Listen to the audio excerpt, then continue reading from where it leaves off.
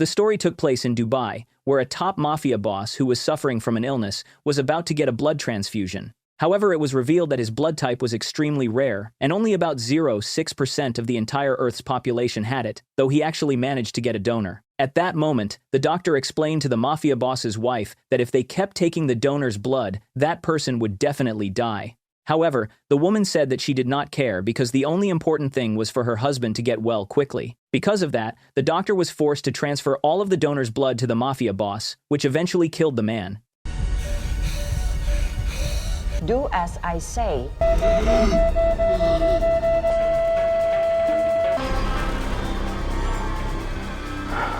After that, the doctor explained to the mafia boss's wife that the recently transfused blood would only last for 7 years because the mafia boss's illness was already severe, and if she could not find another blood transfusion within 7 years, her husband would certainly pass away. However, she told him to stay calm because she would start looking for people with that rare blood right away, and she would find one even though she had to travel the world. After that, the woman contacted her right-hand man to find anyone who had that specific blood type.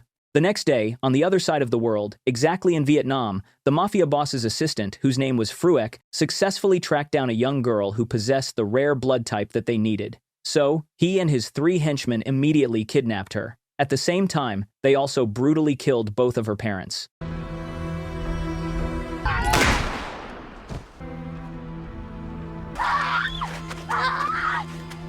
When Fruek was about to force the girl into a car, another vehicle suddenly arrived, and 3 men stepped out of it. Who the hell are you? It turned out that they were a group of assassins led by a man named Po, and they were just passing by when they witnessed what Fruek and his men were doing. Po actually hated seeing violence against a child, so he asked Fruek to let the girl go. However, Fruek refused, and a fight broke out because of this.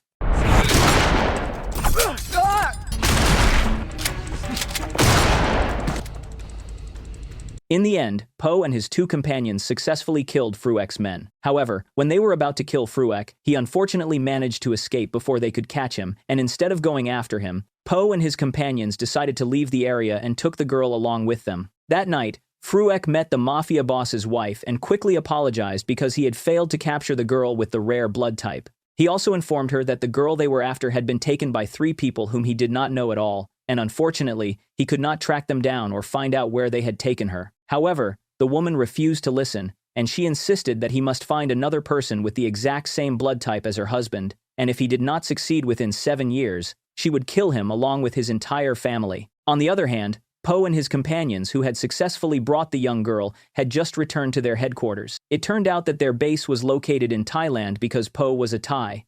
At that moment, the girl, whose name was Lan, threw a tantrum because she thought that Po was going to hurt her. She kept fighting back until Po's son finally managed to calm her down, as they happened to be the exact same age. Po's son, whose name was Pran, asked her to relax because they had no intention of hurting her and actually wanted to protect her. Thanks to his words, she finally started to calm down, and all of her injuries were treated after that. Not long after, a member of the group who had taken care of her wounds approached Po and explained that she possessed a highly rare blood type, so many people would definitely hunt her down in the future. Because of this information, Po finally realized why she was almost kidnapped by Fruek earlier. Knowing the dire situation, Po then instructed Pran to always look after Lan since she no longer had anyone else. He also ordered his son to never bring her outside the headquarters because the outside world was too dangerous for her. After staying at the headquarters for days, Lan and Pran became much closer, and even though they never went outside the headquarters to play, Lan was very happy because she felt like she had a new family. Long story short, 5 years passed, and both Pran and Lan had grown up into teenagers. However, up until this point, Lan still did not know that she was being raised by a group of professional assassins. On the other hand, somewhere else in India, Fruek was still searching for a person who had the same rare blood type as Lan. It turned out that he had already visited dozens of countries, but he had not been able to find anyone with the specific blood type that his boss needed. That day, when he tested several local citizens, the results were completely negative because none of them possessed the rare blood type. Frustrated because he still couldn't find the matching blood type, Fruek brutally killed his own henchmen for suggesting that they travel to India to find a new target. After that, he contacted the mafia boss's wife to apologize because he had not found the donor they were looking for. Upon hearing that, she told him that he should just return to Vietnam and track down Lan, the girl he had almost captured 5 years ago. Some have fallen off the grid. Even if they are God, You bring her back. On the other hand, Lan was seen chatting with Pran. She asked him why they had never gone outside to play since they were young. Being faced with that question, Pran replied that the outside world would be very dangerous for her, so it was much better for her to stay inside the headquarters. She then asked why everyone in the headquarters was always busy with martial arts training every single day.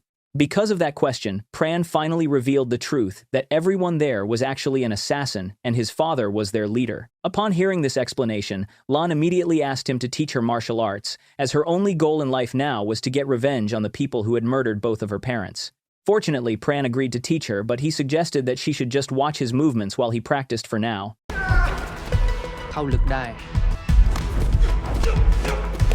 After that, before going to bed every single night, Lan always practiced all the moves she had learned from watching Pran train. One night, while painting her nails, Lan asked why Pran was always so kind and caring to her. Pran replied that he cared deeply for her, and his father had also entrusted him to always protect her. Upon hearing this confession, Lan could only hide her embarrassment because she secretly had a crush on him. Later on, Po and everyone else in the house were gathered together for a meal. At that moment, Po announced that there was a big job for tomorrow evening, so almost every member of the group had to go out into the field, leaving only Pran and Lan behind to stay at the headquarters. Upon hearing this news, Pran whispered to Lan that he would take her out for a walk while everyone else was away from the property. Because of that, after returning to her room, Lan happily tried on her best outfits because she wanted to look special for the date with Pran. The next evening, Po and his entire team arrived at a crowded club where their target was located. It turned out that Po had received a contract to eliminate a corrupt official. However, because the target had a lot of bodyguards, Po was forced to involve all of his members in the operation. He and a few of his men then entered through the front entrance to distract the guards stationed outside, while the rest of his men infiltrated through the back and successfully made their way into the target's private room. One of Po's men then slipped a small explosive device into a bodyguard's jacket pocket, which created instant chaos inside the venue upon the explosion. Because of this sudden panic, the target was immediately rushed toward the emergency exit. However, this was exactly what Po had planned, because he had stationed one of his men there, and he quickly eliminated the official. Then, after the mission was a success, they immediately headed back to their headquarters. Meanwhile, Fruek was currently in Thailand to meet up with a local associate, while at the same time, Lan and Pran were walking through a crowded area while enjoying the beautiful night together. Lan looked utterly happy because this was the very first time she had ever experienced the outside world for so long. Not long after that, it started to rain, forcing Pran to take Lan to shelter in front of one of the shops there. Unfortunately, Fruek happened to be inside that exact shop because his associate was the owner of the shop, and when he spotted her, he remembered perfectly that she was the girl with the rare blood type whom he had almost captured years ago. He became even more certain when he noticed a scar on her neck, which had been caused by him back when he tried to kidnap her. Because of that, he quickly decided to tail her and Pran. A few moments later, they arrived back at the headquarters. On the other hand, Fruek, who was watching from afar, realized that the building was actually the headquarters of a group of assassins, so he decided to return later since it was impossible for him to go in there completely alone. He instead visited the base of a local gangster that he knew, and the group was led by a woman named Chaba. Fruek then asked Chaba to help him capture Lan, who was currently being protected by Po's assassin organization, and promised to pay any amount of money he wanted as long as he agreed to cooperate. Fortunately for Fruek, because Chaba happened to dislike Po's group, he finally agreed to assist him. The next morning, Po scolded Pran after finding out that his son had taken Lan outside the previous night. He was so angry that he even choked Pran, since that reckless action could put all of them in serious danger. Thinking that there was nothing wrong about what he had done, Pran instead asked for the exact reason why he was forbidden from taking Lan out. Because of that, Po finally revealed that Lan's blood was so rare that many people were hunting her down. That night, because Pran could not accept what his father had done to him, he decided to invite Lan to run away with him. However, while they were packing their things, Fruek, Chaba, and the gangsters arrived outside the building. They quickly approached the headquarters, and right when Lan was about to open the exit door, an explosion suddenly happened. Fortunately, she was not hurt. Soon after, Pran, Po, and the rest of the crew rushed over to check on what was going on, and a shootout broke out between Fruek's group and Po's group. In the middle of the battle,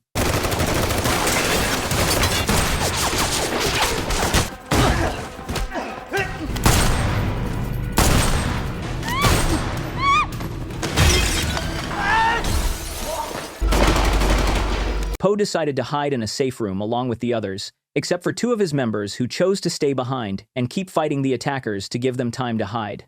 Then, inside the room, Po was completely shocked to find out that Pran had been shot and was losing a lot of blood. Unfortunately, because there was no other way to save him, Po begged Lan to donate her blood to his dying son.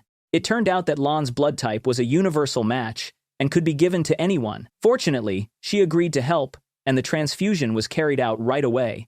Thanks to that, Pran was saved and quickly regained his strength. Meanwhile, outside the room, Po's men were still fighting against Chaba's gang, but unfortunately, one of them was killed in battle, while the other was successfully captured. Chaba then dragged the man right in front of the safe room door and shouted for Po to open it. He swore that if the door was not opened immediately, he would execute the man. Thinking that his son and Lan's safety was more important, with a heavy heart, Po refused to open the door, causing Chaba to kill the man. At that moment, one of Po's men pointed out that they could not keep hiding inside the room forever. They had no other choice but to go outside and fight back against the attackers. Pran, who had recovered from his injury, also supported this idea, and he even assured his father that they could definitely defeat the enemy. Because of that, in the end, Po agreed, and they immediately planned a strategy to defeat the enemies outside. Shortly after, Chaba and his gang were trying to break down the safe room door using a chainsaw, but they soon noticed gasoline leaking out from the gap under the door, and soon, flames came out of the gap, forcing the gangsters to retreat.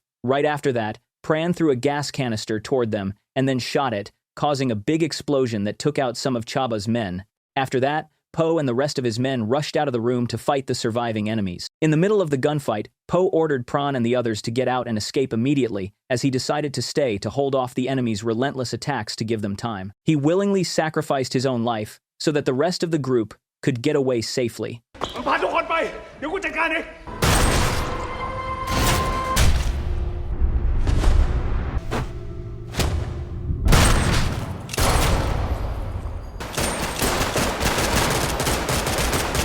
Upon seeing his father get shot and killed, Pran quickly led Lan away, along with the rest of Po's men. Meanwhile, Fruek was furious because he had failed to capture Lan once again, even though she was right in front of his eyes. 2 days later, Pran and the remaining group members arrived at their secondary headquarters. At that moment, Pran looked completely heartbroken after losing his father. At this point, the only people he had were his close friend, whose name was M, and 2 veteran assassins whom he already considered his own uncles. Sometime later, Pran chatted with Lan on the beach, which was located not far from their new base. At that moment, Lan explained that she planned to leave the group because her presence would only bring them more suffering. However, Pran immediately forbade her from leaving, as he refused to break the promise he had made to his late father to always look after her. At the same time, he also expressed that he wanted to spend the rest of his life with her. Because of that, Lan asked him to teach her proper martial arts and self-defense skills so that she would stop being a burden to everyone. Pran agreed to her request and took her back to the headquarters to begin her training. After returning to the headquarters, M and the 2 other assassins immediately began teaching her how to fight, and because she had secretly been practicing on her own for a long time, she had already mastered several combat moves. Because of that, they were completely shocked when they witnessed her impressive skills.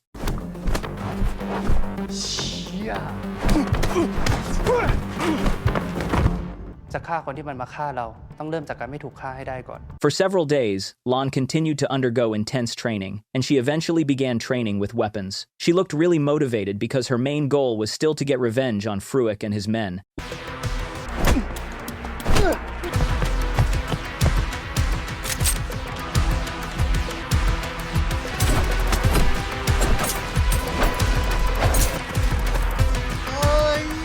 Long story short, a few months later, Lan had become skilled in martial arts, and her combat abilities were now equal to the other assassins.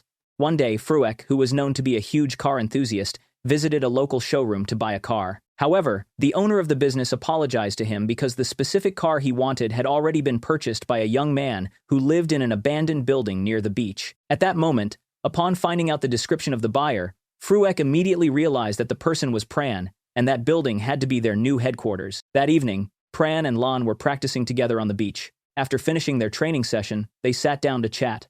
At that moment, because they had both fallen deeply in love with each other, they shared an intimate moment together. The next morning, while they were having breakfast, Pran finally confessed to the group that he had actually set a trap for Fruek with the showroom owner. He had previously instructed the businessman to provide his description and location if a man named Fruek ever came looking for cars. He explained that he had intentionally done this because they could not stay hidden in that place forever, and sooner or later, they had to face their enemy. Fortunately, none of his companions complained about the plan because they were all fully prepared to face Fruek and his men. In the afternoon, Fruek arrived at the abandoned building with Chaba and a lot of gangsters. Armed with weapons, they then quickly went inside to search for Lan. At first, everything seemed completely quiet, but it suddenly changed when a junk car drove toward them on its own and exploded.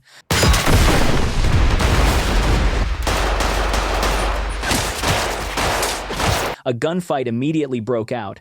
Because Pran's group was much better prepared, they successfully eliminated most of the gangsters. Then, at one point, one of Pran's men faced off against Chaba's right-hand man and managed to defeat him. However, he had to lose his life in the process. Meanwhile, Lan finally came face-to-face with Fruek, the man who had ruined her life. On the other hand, Pran's last man was also killed after being shot. Seeing this happen, M immediately confronted the shooter and managed to take him down. At the same time, Lan and Fruek were fighting tooth and nail. They were equally strong, but in the end, Lan successfully eliminated Fruek.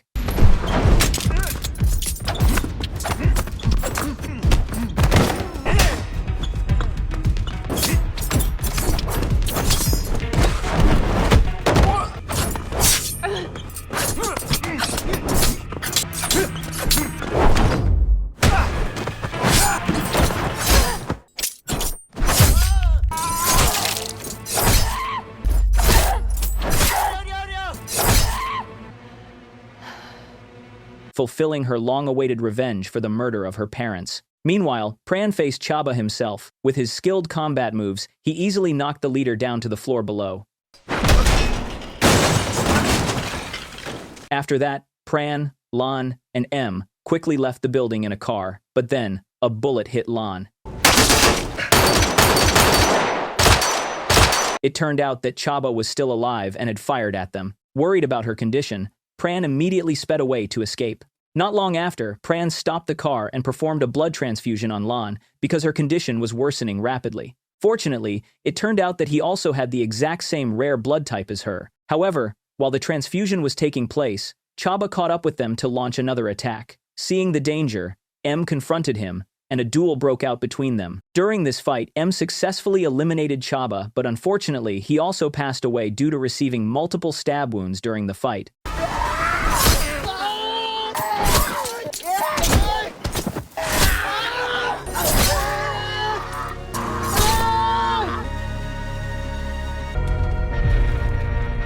Seeing that, Pran could only cry because all of his close companions were now gone. He became even more frustrated when he noticed that Lan's condition was still critical. Because of that, he continued to give her his blood, even though he knew that doing so could only harm himself. The next morning, Lan finally woke up. She had finally recovered because she had received the blood transfusion from Pran. However, she immediately cried after finding out that Pran had sacrificed himself to save her. She could only cry because everyone she loved in her life had gone forever.